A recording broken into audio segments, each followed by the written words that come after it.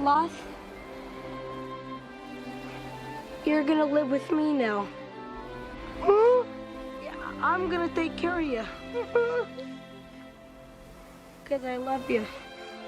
Oh, I love you, Chuck. Oh, I love you, sloth. What's up, guys? Boy Benny. It's a fundamental Christian belief that everybody can be saved, that nobody is beyond the pale, beyond redemption, okay? Although there are some cases that seem to push the upper boundaries of who can come back from the brink, like, for instance, this clip. Whose idea was it to have John Fetterman introduce Joe Biden? Now, I'm standing next to the president again, next to a collapsed bridge here, and he is here to commit to Did he work call with Joe Biden a the collapsed governor bridge? and the delegation to make sure that we get this fixed quick, fast as well too. This is a president that is committed to infrastructure, yeah, and then on top of that, the dual kind of law of the inflation bill that is going to make sure that there's going to be bridges all across like this, all across America getting rebuilt.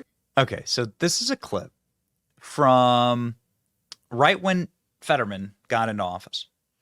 And then the guy checked himself into rehab for clinical depression, for probably some psychological analysis. You know, he had strokes, and he had some major health decline.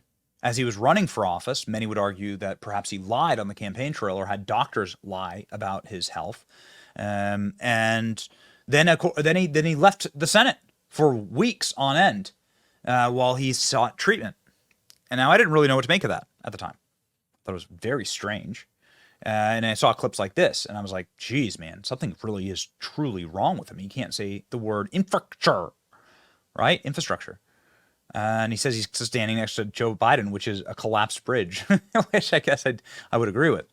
However, something magical happened to Fetterman.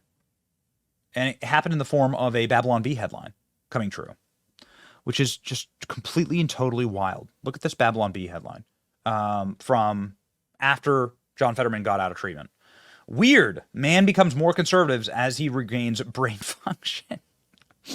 In a bizarre coincidence, Senator John Fetterman has suddenly become more conservative as his brain resumed working. Previously, the diehard liberal, Fetterman has stunned the audience by taking out a variety of conservative positions over the past several weeks. At the same time, his brain regained the ability to speak sentences. With Fetterman's cognition continually improving, conservatives have sat dumbfounded as they found themselves nodding along with the Democrat. This is actually real. This is happening right now. Check out this headline from Fox News, not the Babylon Bee. But these days it's impossible to separate parody from reality. John Fetterman tells Bill Maher that near-death experience freed him to speak out, and the progressivism left my body. So getting his brain fixed means that the progressivism left his body. The more he regained brain function, the less of a liberal he became. As he is not yet officially the nominee. I'm not a progressive, I'm a Democrat. What does that mean? What is that distinction? Because I don't think I've used the word progressive. I think I've said woke. I think there's a big difference between woke, and I know that word triggers a lot of people because it had a great beginning as a meaning, but words migrate, and it went to something else. I think there's a big difference between an old school liberal and a woke person. You say progressive Democrat. How do you describe this? Yeah, no, I agree. It's like I've just say, and I've been saying that for years, actually. I said that, I didn't leave the label. It left me on that. Right. And that really, after it happened on October 7th, I really knew that that whole progressive stack would be blasted apart, and there's not going to be any kind of way how the Democrats are going to be able to reply to that kind of, or respond to that kind of.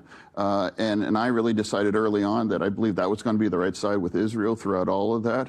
And I knew that was going to be, Democrats would continue to peel away and kind of walk away from standing with Israel on that.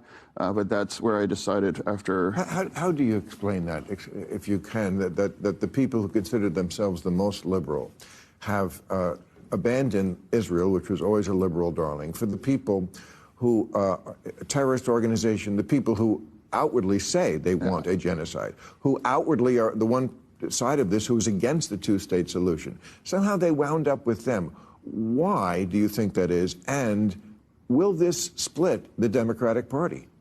Well, it does, because there's an appeal there, and I think you talk about that. Like last week, you really hit with the gender apartheid. Yes. And talking about a lot of these issues, and some of the most progressive and left parts of the Democratic Party are standing, for the kind of side that have kinds of organizations like Hamas or these kind of nations that there are no rights for women, and they certainly don't embrace the LGBTQ kinds of lifestyle. And even in Philadelphia, the Queers for Palestine blocked the Pride parade in Philadelphia, and I never saw that on the bingo card, but it's really true. I wonder if there was actually a applause light there for John Fetterman. So still needs a translator, doing better than he used to be, but still needs a translator. Fetterman saying that he didn't leave progressives, they left me, and then citing that he was going to then engage in trolling protesters, which he has. Like, here's a bunch of Hamas-hole protesters getting arrested. Physiognomy remains undefeated, and Fetterman walking past, waving his Israel flag in their faces to troll them. I don't know what to I don't know what to think about this. Like, it gives me so many feelings. John Fetterman has said actually on multiple occasions that he's no longer a progressive and that things have changed. As he regains brain function, he's becoming I don't think you'd call him conservative, but you'd be able to say that he's no longer brain damaged in his political beliefs. The president in this situation seems to be more coming from very safe and blue, very kinds of places. Now, in Pennsylvania, the border security is an important issue, and we do all believe that we should have a secure border. And I never thought it was unreasonable for any Democrat to want to make our border more secure. I want to ask you personally about your own sort of journey, as the kids say. Some progressives have criticized you for being a different senator than you suggested you would be when you were a candidate for Senate. What do you say to that? Well, I wasn't. I was very clear for saying that for years I'm not a progressive, and I just identified myself as just a regular Democrat. So it really wasn't any new news. Now, 8 years ago, I was a progressive, but the situation's changed, and I've been very clear that I didn't leave that label. That label left me, and I think it's much more important to be focusing on Donald Trump instead. So that label left me, says John Fetterman.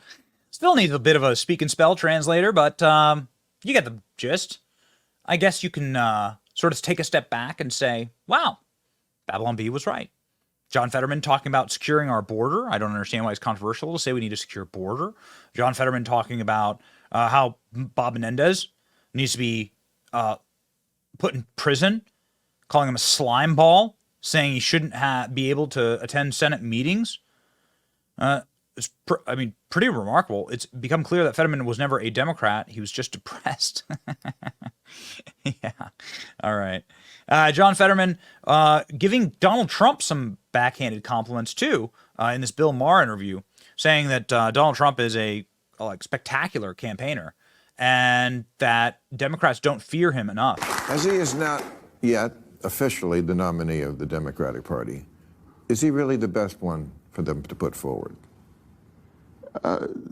Joe Biden? Yeah. Yeah. He's actually the only American that's ever beat Trump in an election, and I do honestly believe that he's actually the only Democrat that could win. And let me just say this. I know that might be provocative, but the last time there was like a hot governor that with $200 million thought that he was going to beat Trump, and then Trump threw him in the wood chipper, and he finished third in his own state in Florida. And again, Trump about DeSantis. Yeah. It's like Trump is pretty tough, and that's what the Republicans want. And I can't imagine why he's still appealing right now. But Trump has a very, and I do believe Joe Biden has that ability to win. And so, yeah, don't fall for the John Fetterman op that he's some type of conservative plant. Like, John Fetterman is still very, very much a Democrat. We just hope he gets further treatment and he still clearly needs it.